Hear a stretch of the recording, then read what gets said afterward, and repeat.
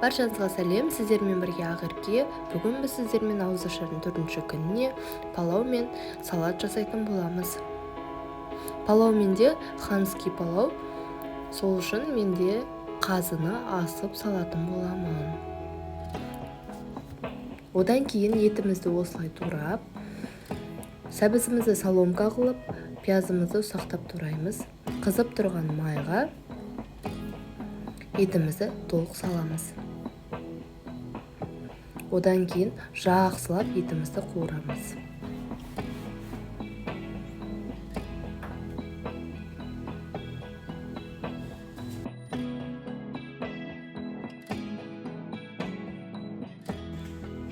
Қызып тұрған етіміздің үстіне сәбізіміз бен пиязымызды салып, тағы да қуырамыз.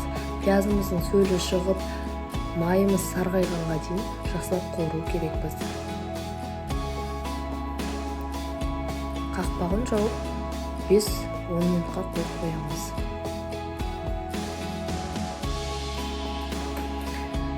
Қуырылып жатыр, мінекей үстіне мен соя тұздығын қосамын, 2 қасық. Сол кезде күрішіміз әппақ болмай, әдемі түс рең беретін болады. Куркума қоссаңыздар да болады күрішке. Жақсылап қызып жатыр. Бұл жерде енді мен өзімнің рецепттерім бойынша жасаймын. Мен кишмиш қосамын. Сіздер сары кишмиш қоссаңыздар да болады, қарасымен де дәмді шығады. Қараны егер өте тәтті десеңіздер, сары кишмиш қоссаңыздар болады.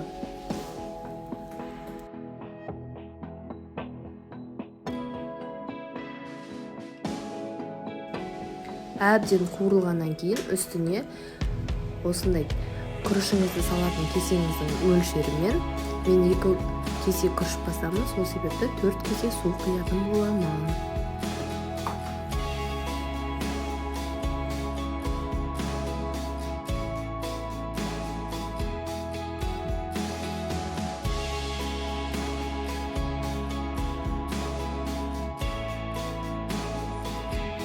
Енді суымыз қайнағанша қойып қоямыз.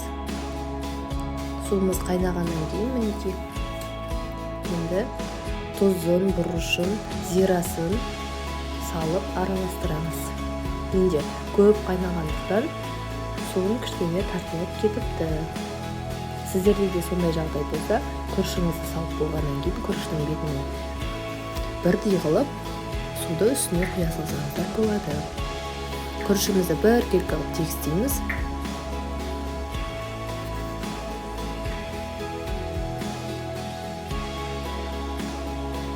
Мінекей біркелкі тегіс болғаннан кейін үстіне осылай суды құйып, күрішіміздің беті толықтай жабылғанға дейін су құямыз.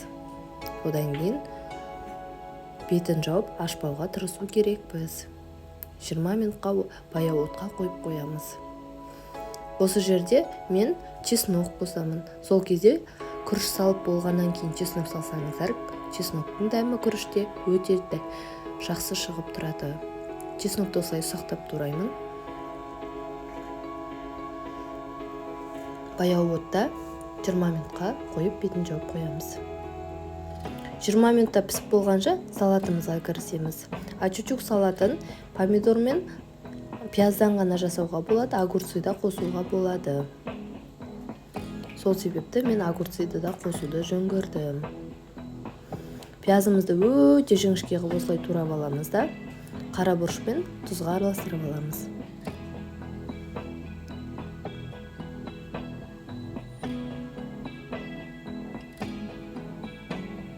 Осылай бір ыдысқа салып алып,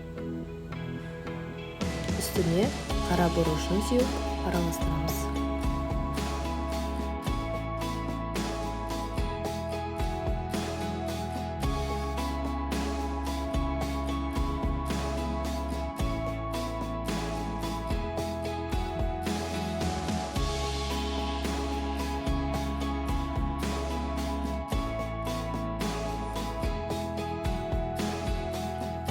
Енді помидорымызды тураймыз ұсақтап.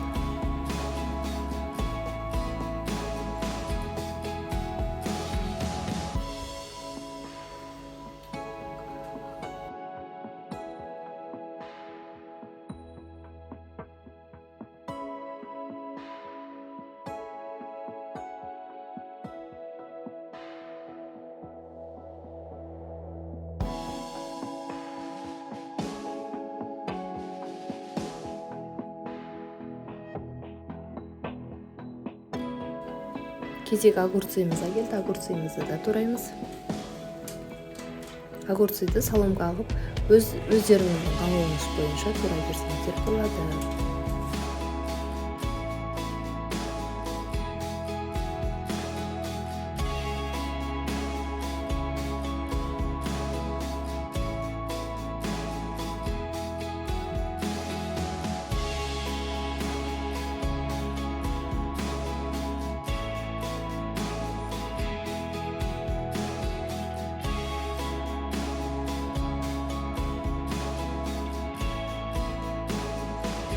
Толук турап болгондон кийин үстүнө осылай тузубузду салып жакшылап аралаштырабыз. Салатыбыз дайын. Ас болсун, видео унаса лайк басып, комментарий калтырыңыздар. Каналыма тиркелүүнү унутпаңыздар, күндөлүктүү рецепттер чыгып турат. Жоголтуп алмаш үчүн колокольчик басыңыздар.